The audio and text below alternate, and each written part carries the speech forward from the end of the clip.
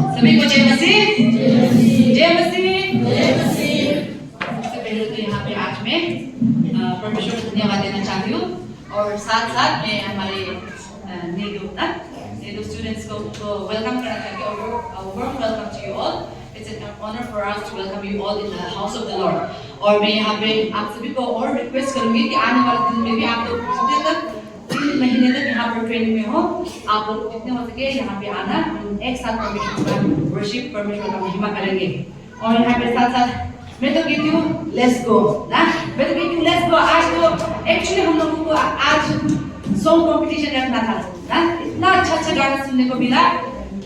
परमेश्वर का गीत जब गीत बन के आता है, परमेश्वर का महिमा जब गीत बन के आता है तभी और ज्यादा हमें मजा आता है और अच्छा लगता है परमेश्वर का गीत सुनने में। और ज्यादा से ज्यादा लोगों को परमेश्वर का वचन सुनने से ज्यादा गाना सुनने में और ज्यादा उनको टच होता है। बहुत सारे टेस्टिमनी सुना है जो परमेश्वर के गीत द्वारा उन्होंने परमेश्वर का अपनाया है। तो आप जितने लोगों ने भी परमेश्वर के गीत द्वारा परमेश्वर का महिमा किया है, आप लोगों की पढ़ाई में, आप लोगों के जीवन में, आपके फैमिली में परमेश्वर की आशीष करे बोल के मेरा प्रार्थना है। आज यहाँ पे मैं हमारा काफी समय जा चुका है, इसलिए मैं straight to the word of God में जाना चाहूंगी परमेश्वर के वचन में। यहाँ पे आज हमारे स्क्रिप्चर रीडर हमारे ब्रदर एल्सन ने इतना सुंदर तरीके से, इतना क्लियरली परमेश्वर का वचन हमारे बीच पढ़ के सुना दिया। यहाँ पे मैं हिंदी में पढ़ना चाहूंगी। एक्सोडस का चैप्टर 7 वर्स 14 में यहाँ कहा गया है, तब यहोवा ने मूसा से कहा, फराओ के मन कठोर है, वो लोगों को जाने नहीं दे रहा है।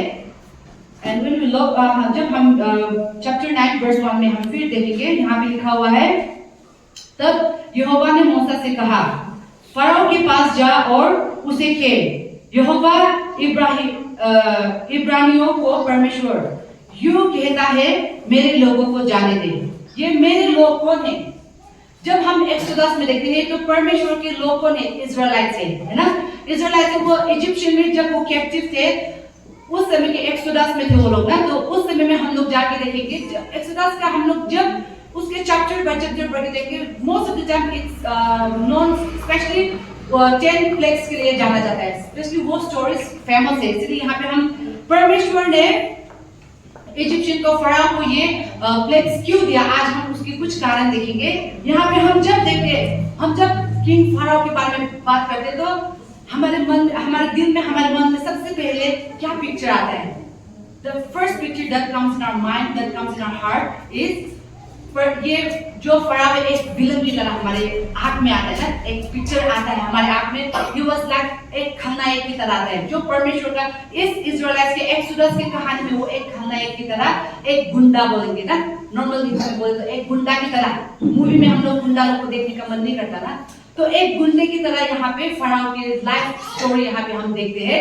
जब हम यहाँ पे स्टोरी देखते जाते हैं तो कई लोगों को लगेगा कि अरे परमेश्वर ने, मैं परमेश्वर होता तो ना, इफ आई वाज गॉड, अगर मैं परमेश्वर होता, अगर मैं भगवान होता तो मैं फराओ को एक चुटकी में ना, एक चुटकी में उसको खत्म करके मेरे लोगों को, इजराइलाइट लोगों को इजिप्ट से मैं बाहर निकालता। हमारा सोच ये भी हो सकता है, लेकिन हम अगर अच्छे तरीके से, if we look thoroughly into the word of God, हम एक्सोडस में यहाँ पे देखने से there is very gentle message. यहाँ पे एक अच्छी तरह से हमारे लिए एक बहुत ही सुंदर मैसेज, अ ब्यूटीफुल मैसेज यहाँ पे हमारे लिए छुपा हुआ है। वो मैसेज क्या है आज हम देखेंगे। वो मैसेज क्या है बोलने से, परमेश्वर का न्याय ना। आज यहाँ पे हमारा टाइटल मैंने ये हमारे मैसेज का टाइटल दिया है, न्याय से पहले दया ना, mercy before judgement, lesson from Pharaoh's hardened heart. न्याय से पहले दया, परमेश्वर हमें न्याय देने से पहले क्या करता है? हमें दया दिखाती है। लास्ट संडे को हमने परमेश्वर का इन्विटेशन के बारे में पढ़ा, हमने सीखा ना, हमने कुछ जेम्स चैप्टर 4 का, उसमें से हमने परमेश्वर हमें कैसे करके इन्विटेशन देता है, हमने वो देखा। तो उसी तरीके से परमेश्वर जजमेंट देने से पहले हमें इन्विटेशन देता है। His mercy is like an invitation card. वो हमें दया दिखाती है। परमेश्वर का न्याय जो है ना, वो हथौड़े की तरह एक बार करके हमें नहीं देता है ना, वो ऐसा नहीं आता, लेकिन वो एक दरवाजे पे दस्तक देती है हमें। It's like a knock on the door. ना, जब भी हम कुछ गलत काम करते हैं there's a uncomfortable conviction in our heart ना, कुछ तो है हमें जलाती है, कुछ हम जब गलती बोल करते हैं, बच्चे लोग जब हम पेरेंट्स से झूठ बोलते हैं, आज स्कूल का फी 800 है लेकिन हम लोग 1000 बोलते हैं, मतलब 200 रुपए पॉकेट में डाल दिए, but still your parents doesn't know, आपका पेरेंट्स को पता नहीं, but परमेश्वर का वचन जो आत्मा अंदर है वो आपको convicts you ना, वो आपको याद दिलाती है कि आपने कुछ गलत कहा है, आप कुछ गलत काम करते हो, गलत रास्ते पे जाते हो, तो क्या करता है? There's always something, आपको कुछ ना कुछ आपको अंदर से आवाज देती है, that's a knock from God, वो परमेश्वर का एक खटखटाना है, वो आपके दरवाजे पे परमेश्वर खटखटा रहा है। परमेश्वर कभी भी हमें एक ही तरीके से एक बार में हमें जजमेंट नहीं देता है, क्योंकि हमारा परमेश्वर जो है, अगर हम परमेश्वर के उसके एट्रीब्यूट्स के बारे में देखेंगे तो बहुत कुछ है यहाँ पे, आज हम एट्रीब्यूट्स के बारे में पढ़ने से खत्म भी नहीं होगा ना, लेकिन यहाँ पे हम एक देखेंगे कि परमेश्वर क्या है, वो हमें जजमेंट, वो हमें न्याय देने में उसका दिल प्रसन्न नहीं होता है, लेकिन उसका दिल कब प्रसन्न होता है? उसका दिल तब प्रसन्न होता है जब उसके लोग उसके ओर आते हैं with a repentant heart. His heart delights, his heart rejoices when we come with a repentant heart. ना, ऐसा नहीं कि God ने जजमेंट किया वहाँ पे खुश हो रहा है, no, it's not like that. God's heart delights when his people come with a repentant heart. यहाँ पे हम दूसरे, यहाँ पे हम देखते जाने से यहाँ पे और भी देखने को मिलेगा कि हम फराव के जीवन से दूसरा हम लेसन हमें क्या दिखता है? न्याय से पहले परमेश्वर हमें निमंत्रण देता है ना, invitation, he gives us an invitation. यहाँ पे परमेश्वर ने इजिप्ट लोग को एक ही बार में जजमेंट नहीं दिया, वो बार बार परमेश्वर ने मूसा को बार बार एक ही संदेश के साथ भेजा, मूसा आज भी जाओ, तुम फराव के पास जाओ, उसको बोलो कि मेरे लोगों को छुटकारा दे दे, नहीं दिया। तब क्या हुआ? प्रकोप भेजा ना, प्लेग्स, फर्स्ट वन प्लेग भेजा, फिर भी फराव का मन नहीं बदला, फिर दोबारा परमेश्वर दोबारा मूसा को फिर भेजता है, आज भी जाओ फराव को बोलो कि मेरे लोगों को छुटकारा दे दे, लेकिन स्टिल एक प्रकोप, दो प्रकोप ना, first plague, second, third plague, बार परमेश्वर दे रहा है, क्यों? क्या आपको क्या लगता है कि परमेश्वर is he afraid? क्या परमेश्वर डर लगता है कि वो फराव उसके लोगों को कुछ कर देगा? आपको क्या लगता है? No, right? It's because God, परमेश्वर फराव को समय दे रहा था, परमेश्वर इजिप्शियन लोगों को समय दे रहा था ताकि उनका मन उन पे फिरे, परमेश्वर की तरफ फिरे। वो लोगों को कुछ समझ में नहीं आता, they were full of pride, क्योंकि वो लोग रूल कर रहे थे ना, इस्राएलियों के ऊपर रूल कर रहे थे, तो उनके दिल, उनके मन, उनके दिमाग सब में प्राइड भर गया था, घमंड से वो भर गए थे। लेकिन परमेश्वर ने क्या किया? बार समय दिया, है कि नहीं? बार समय दिया, वो मौके पे मौके देते रहा, लेकिन हम देखेंगे कि परमेश्वर फराव का दिल फिर भी कठोर रहा, उसका दिल, his heart was still hardened ना, इतने प्लेग्स आने के बाद भी, इतने पनिशमेंट बोलेंगे हम लोग ना, दंड बार मिलने के बाद भी फराव का मन नहीं बदला। But let us not confuse, परमेश्वर का पनिशमेंट हमेशा एक, परमेश्वर का जब परमेश्वर दंड देता है हमें, वो सिर्फ हमें पनिश करने के लिए नहीं होता, लेकिन वो एक हमारे लिए एक पुकार भी होता है, एक invitation, so that we repent ना, ताकि हमारा मन फिर जाए। जब एक बच्चा गलती करता है, पेरेंट्स लोग, most of the time parents लोग हम लोग बच्चे को सिखाते हैं ना, हमारे पेरेंट्स लोगों ने भी हमें सिखा के बड़ा किया है। अभी जो यहाँ पे यंग पेरेंट्स है, हमारे चर्च में देखने से बहुत लोग यंग पेरेंट्स है, आप अपने बच्चे को सिखाते हो ना, बच्चे लोग नेवर मिस्टेक ना, आप लोग जब आपके पेरेंट्स लोग आपको सिखाते हैं तो कभी भी ये मत सोचना कि it's because your parents doesn't love you, ये एक वार्निंग है, क्योंकि आपको पेरेंट्स को पता है कि गलत है, ये जो चीज आपके लिए खराब है वो आपको प्रोटेक्ट करना चाहता है ना। परमेश्वर भी उसी तरह, परमेश्वर ने हमें जो नहीं करने के लिए बोला है, उसने इसीलिए बोला है ताकि हम कई चीजों से हमें प्रोटेक्ट कर सके, है कि नहीं? मैं यहाँ पे एक मेरा छोटा भाई का एग्जांपल देना चाहूंगी। एक टाइम था, मेरा भाई आई थिंक उस समय वो क्लास बी में था, क्लास बी और 1 में ऐसा में था, तो मेरा मॉम वो स्टिच कर रही थी, एक कपड़े सिलाई कर रही थी मशीन से, तो वो बार जाके वो सुई होता है ना, वहां पे जाके उंगली से डाल के मेरे मम्मी को बार टीज कर रही थी। मम्मी बोलती बार मत करो, हाथ पे लग जाएगा ना।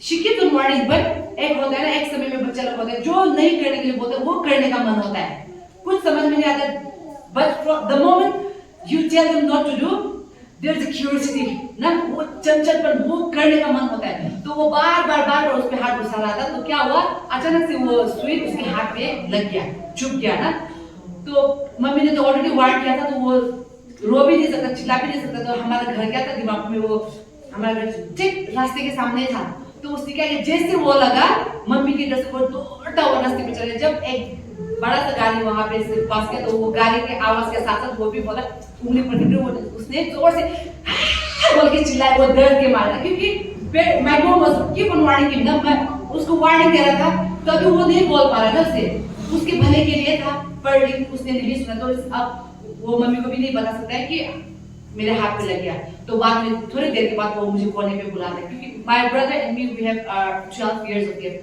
हमारे बीच में 12 इयर्स का गैप है, मेरे भाई और मेरे दोनों में ना, तो वो मुझे कोने पे बुलाता है, मैंने बोला क्या हुआ, मेरे हाथ में सुई चुभ गया, तो मैंने बोला अच्छा है, मम्मी ने नहीं करने के लिए बोला था, फिर भी तूने किया ना, तो ये है हमारे परमेश्वर, गॉड गिव्स अस वार्निंग ना, वो हमें वार्निंग पे वार्निंग देते रहता है, लेकिन हमारा क्यूरियोसिटी जो है वो खत्म नहीं होता है, अगर हम किस चीज के लिए क्यूरियस है तो हमें वो करना ही होता है ना?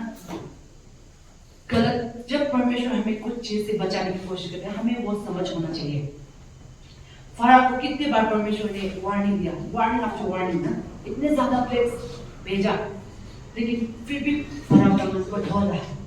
यहाँ पे हम आज यहाँ पे इससे हम क्या सोचे, मेरे टाइम्स हम लोग ये भी समझते कि जब परमेश्वर हमें सामना करते, when God confronts us, we think that परमेश्वर वो कठोर हो रहा है, परमेश्वर the Lord is being harsh towards us.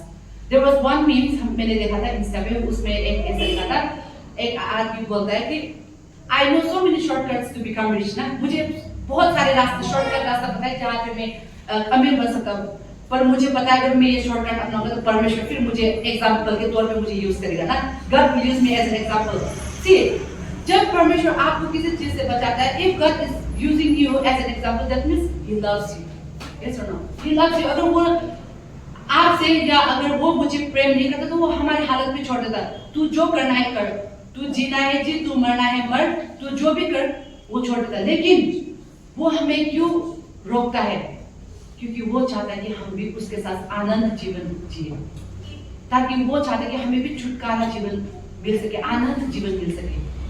So never take God's confrontation as punishment ना, ऐसा मत सोचो कि परमेश्वर तुम्हारे ऊपर हार्श हो रहा है, तुम्हारे ऊपर कठोर हो रहा है, लेकिन वो सब परमेश्वर का प्रेम है।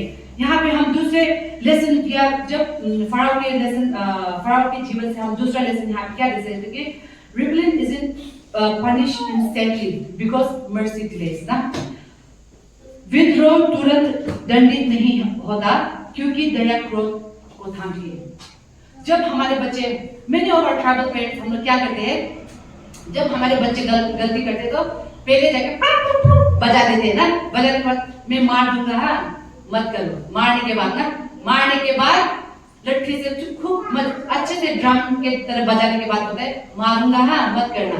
लेकिन हमारा परमेश्वर ये नहीं करता ना, परमेश्वर क्या करता है, वो बोलते रहता है मत करो मत करो मत करो ना, वो जल्द, वो he is not rushing to punish us, he is not rushing for judgment, but he is patient ना, वो patient है, वो धैर्य रखता है ना। लेकिन हम क्या विश्वासी लोग क्या है, हम उसका भी गलत फायदा उठाते हैं। परमेश्वर पेशेंट है, इसका मतलब हमें लगता है परमेश्वर ने तो, अरे मैं गलत काम कर रहा हूँ, मैं छुपके से ये कर रहा हूँ, लेकिन परमेश्वर ने अभी तक मुझे कुछ नहीं किया।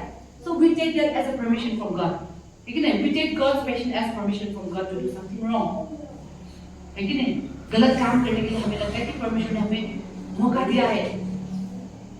But what if वो मौका जो तुम्हें दिया है, वो तुम्हें रिपेंट करने के लिए मौका दिया होगा परमेश्वर।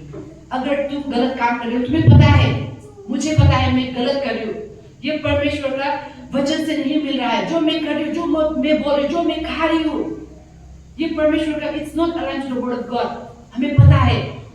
पर आपको ये भी पता है कि परमेश्वर ने मुझे अभी तक पनिश नहीं किया है, परमेश्वर ने अभी तक मुझे कोई बीमारी नहीं दिया है। Don't mistake that for God's permission. लेकिन वो परमेश्वर आपको समय दे रहा है। फराओ को भी परमेश्वर ने बार बार समय दिया, समय पे समय, मौके पे मौके दिया, लेकिन उसने क्या किया? उसका दिल कठोर पे और भी कठोर और भी कठोर होते जा रहा था। तो हम लोग यहाँ पे हम विश्वास कर लोग कई बार ऐसा होते हैं, हम एक बार गलती करते हैं, there is a guilt in our heart ना, वो गिल्ट हम महसूस करते हैं। 2 बार गलती करते हैं, थोड़ा गिल्ट, 3 बार करते, 4 करते, धीरे धीरे धीरे क्या होता है? वो गिल्ट मर जाता है, मर जाता है वो गिल्ट। अब तो हमें वो करने में ही मजा आता है, हम कुछ भी, वो गिल्ट मर जाता है ना, and we become free to sin. लेकिन परमेश्वर का यहाँ पे हमें एक सवाल पूछना चाहिए कि ये जो मुझे कुछ नहीं हुआ है, ये परमेश्वर का परमिशन है ना? Is it permission from God और God is giving me time to repent? ये सवाल आप खुद से पूछो, खुद से पूछो। यहाँ पे हम तीसरा लेसन हम फराओ के जीवन से हम क्या देखते हैं कि परमेश्वर का धैर्य अनुग्रह में लिपटी अंतिम चेतावनी है। God's patience isn't infinite for those who continue to reject Him. Infinite का मतलब हम सभी को पता है ना, वो खत्म नहीं होता है। यहाँ पे मैं फिर से एक एग्जांपल देना चाहूंगी मेरे कजन ब्रदर के लव स्टोरी से ना। I hope he doesn't watch this message from YouTube. मैं यही प्रार्थना करूंगी कि वो नहीं देगा, क्योंकि उसको बिना परमिशन के मैं उसका कहानी बोलने जा रही हूँ। तो क्या हुआ, मेरे कजन ब्रदर, एक बार मैं उसके घर में गई तो ही यूज्ड टू शेयर एवरीथिंग, वो पूरा मुझसे शेयर करती है। तो मैं एक बार उसके घर गया तो उसने मुझे दिखाया, दीदी इधर में आओ ना, अंदर में मुझे बुला के दिखाया। उसने कुछ गिफ्ट्स निकाला और दिखाया। पहले तो एक स्वेट शर्ट था, इतना अच्छा सा सुंदर सा एक स्वेट शर्ट था, उसमें एक लाइन, एक लोगो से लाइट बना हुआ, अगर उसमें लाइट फिट करने से वो लाइट जलता है। तो दैट्स एक साइन था। तो उसने बोला ये क्या है, ये साइन का मतलब क्या है? मैंने ऐसे देखा, अरे ये तो इन्फिनिट का साइन है ना, थोड़ा ऐसे बो की तरह आता है ना, मुझे लगा ये तो इन्फिनिट का साइन है, दैट मींस अनएंडिंग ना, जो खत्म नहीं होगा, कभी खत्म नहीं होने वाला। तो वो गिफ्ट दिया और 1 या 2 हफ्ते के बाद तो शी गोस्टेड हिम ना, शी गोस्टेड हिम, वो गुम हो गया। इतना इन्फिनिट का अनएंडिंग का वो गिफ्ट देके उसके बाद कभी दोबारा मुड़ के वो मेरे भाई को ही नहीं देखा, कोई कांटेक्ट नहीं, कुछ भी नहीं, आज तक कोई कांटेक्ट नहीं है। See we think that love is infinite, लेकिन यहाँ पे आप बहुत यूथ है, इसलिए स्पेशली फॉर यूथ ना, वी थिंक दैट मेरा बॉयफ्रेंड कभी मुझे नहीं छोड़ेगा, मेरा गर्लफ्रेंड मुझे कभी नहीं छोड़ेगा। We live in that fantasy, हम लोग वो ड्रीम, हम लोग ऐसे जीवन जीते। परमेश्वर का मर्सी तो इन्फिनिट नहीं है, तुम्हारा बॉयफ्रेंड का, तुम्हारा गर्लफ्रेंड का क्या इन्फिनिट होगा, है कि नहीं? See here God's patience isn't infinite. परमेश्वर मुझे दया पे दया दिखा रहा है, इसका मतलब ये नहीं है कि वो हमेशा दिखाएगा, उसका भी डेडलाइन है, उसका भी टाइमलाइन है। यस और no? See so don't live in that, आप कहीं वो डुलुलु वर्ल्ड में मत रहो ना, डोंट लिव इन दैट, क्योंकि परमेश्वर का दया, परमेश्वर का ग्रेस, हर चीज का भी डेडलाइन है। He keeps on giving you time, He keeps on showing you mercy, doesn't mean that He will forever show you mercy. उसका भी डेडलाइन है। फराओ के जीवन में भी हमने देखा कि फराओ को टाइम पे टाइम दिया, समय पे समय दिया, प्लेस पे प्लेस सेट किया, लेकिन उसका मन नहीं फिरा। तो उसका अंत का स्टोरी हम लोग देखेंगे, उसका अंत बहुत खराब हुआ। आज यहाँ पे आप और मैं, हम लोग खड़े नहीं आते, हम लोग यहाँ पे बैठे हुए हैं, हम लोग फराओ के लाइफ का स्टोरी हम लोग सुन रहे हैं। आप और मैं क्या करेंगे आज? हम भी फराओ की तरह अपने मन को पत्थर की तरह बना के रखे, जो परमेश्वर ने हमें समय दिया उसका हम मिसयूज करेंगे, या फिर हम उस समय का अच्छा फायदा उठा के, अच्छा ये परमेश्वर ने मुझे समय दिया तो मैं इसका अच्छा तरीके से मैं इसको यूज करूंगी। आप क्या करना चाहोगे? आप भी डिपेंड करता है। मैं आपको जबरदस्ती, मैं यहाँ पे आके फराओ की लाइफ से तो मैं आपको सिखा रही हूँ, पर मैं आपके जीवन में इंटरफेयर करके जबरदस्ती आपका दरवाजा तोड़ के मैं आपको नहीं उठा सकती ना, मैं आपको जबरदस्ती नहीं लेके जा सकती। यह अपना आपका खुद का डिसीजन है, it's your decision, it's my decision. यहाँ पे फराओ के मन कठोर होने के बावजूद सिर्फ उसके जीवन में नहीं, उसके लोगों को भी दंड मिला ना। Not only him, but even his people suffer because of his hardened heart. एक स्मोक अलार्म क्या करता है? स्मोक अलार्म वो जब बजता है तो of course it's little bit annoying, लेकिन वो बजता है, या फिर यहाँ पे हॉस्पिटल का जो अलार्म वो लाइट है बजते रहता है कि नहीं? मेरा आवाज अच्छा से नहीं आ रहा है ना, सुंदर आवाज वाला को एक बार मौका देना चाहिए था ये बजाने की, लेकिन वो आवाज sometimes it's annoying but it's not there to annoy you, है कि नहीं? स्मोक जलने वाला, आपका घर जलने वाला है, वो अलार्म बजता है, वो आपको एनोय करने के लिए, बल्कि वो आपको बचाने के लिए, isn't it? It's there to save you from danger.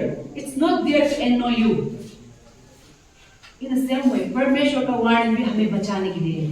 परमेश्वर भी हमें बचाने के लिए वो बार-बार हमें, maybe through our vision, through our dreams, ना, हमारे कई ड्रीम्स के द्वारा या फिर कई आपके दोस्तों के द्वारा, ऐसा कोई दोस्त होता है, blessed are those who have such friends, okay?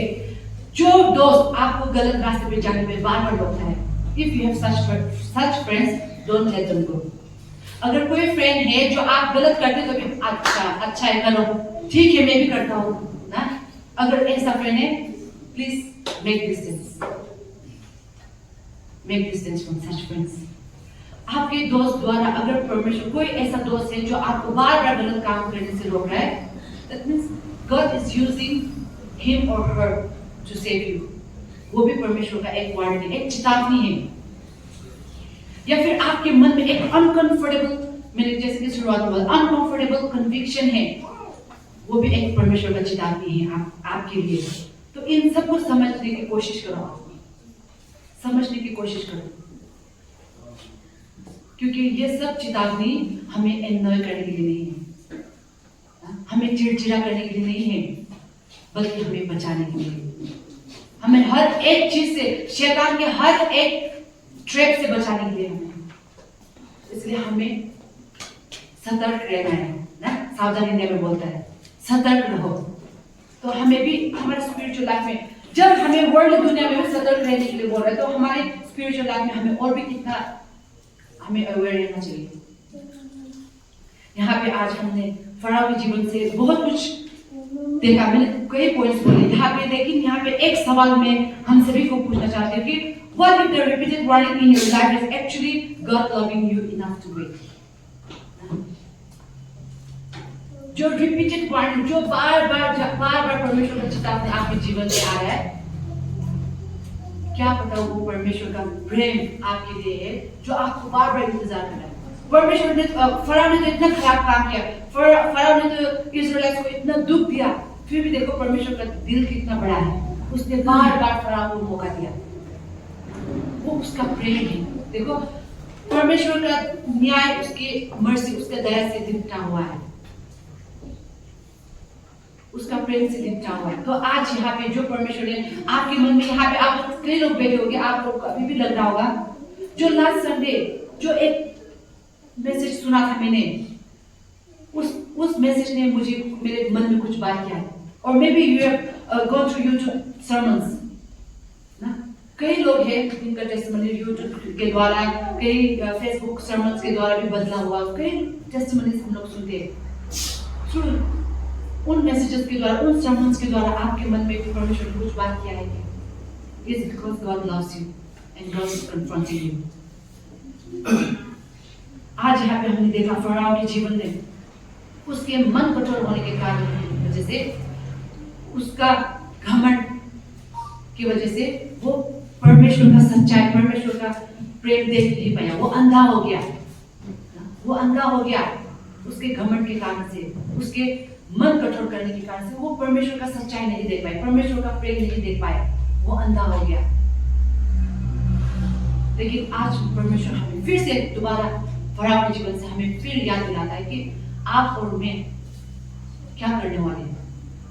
क्या हम विनम्र होके, नम्रता होके परमेश्वर के आगे जाके उसका बात का मान रखे ना, उसका आज्ञा मांगे हम लोग आगे जीना चाहेंगे, या फराव की तरह हम भी लास्ट में, एंडिंग में हमारा अंत भी खराब हो गए, कोई ब्लेसिंग नहीं मिले। If we are obedient now, we are going to eat so many spiritual fruits, देखिए हमारे जीवन में बहुत सारे फ्रूट्स हमें मिलने वाले हैं, बहुत सारे आशीष हमें मिलने वाले हैं। तो इसलिए मैं यहाँ पे फराव के जीवन से हम सभी को इनकरेज करना चाहूंगी, आइए हम लोग फराव की तरह हमारे मन को कठोर नहीं करेंगे, लेकिन हम खुल के यहाँ पे एक परमेश्वर का वर्स हिब्रू से मैं पढ़कर खत्म करना चाहूंगी। Hebrews chapter 3 verse 15. Hebrews chapter 2 verse 15 में यहाँ पे परमेश्वर हमें बोलता है, Today if you hear His voice, do not harden your hearts. Today if you hear His voice, do not harden your hearts. परमेश्वर की आज्ञा मानने के लिए देरी मत करो, लेकिन respond immediately. If you hear a voice from God, respond immediately and do not harden your heart. ये वचन लेके मैं आप सभी को encourage करना चाहूँगी. May God bless us all.